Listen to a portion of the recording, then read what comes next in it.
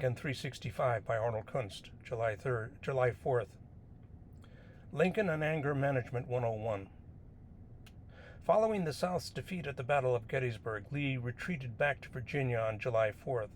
However, when he reached the Potomac, he found it had swollen too much with summer rains for him to cross. His Army of Northern Virginia was dangerously short on ammunition. Exhausted by 3 days of the most intensive combat of the war, it was mortally wounded, clogged with thousands of the infirm. The wagon train of sick and wounded was over 15 miles long.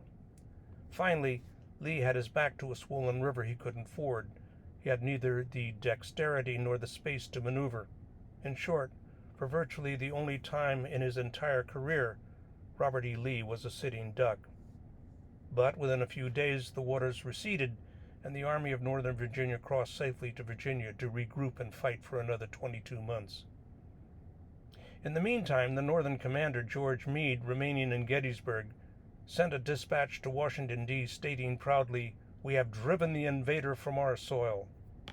Gideon Welles, the Secretary of the Navy, wrote cynically in his diary, "Meade is watching Lee as fast as he can." Lincoln, for his part, was furious, because in failing to pursue Lee vigorously, Meade had missed a golden opportunity to annihilate the South's most fearsome military force. And if that had happened, the war would have been dramatically shortened, if not ended. Lincoln wrote him a blunt letter.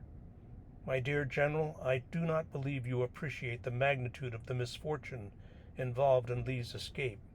He was within your easy grasp, and to have closed upon him would have ended the war. As it is, the war will be prolonged indefinitely. Your golden opportunity is gone, and I am distressed immeasurably because of it."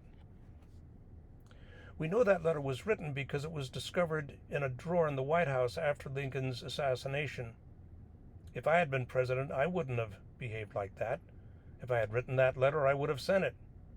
On the other hand, if I weren't going to send it, I wouldn't have written it. But Lincoln wrote a letter he never intended to send in order to deal effectively with his sense of rage. Having put that fury onto paper, he now exorcised it out of his system. Now he could think his way through to the next step. Arnold Kunst. Mastering others is strength. Mastering yourself is true power. Lao Tzu.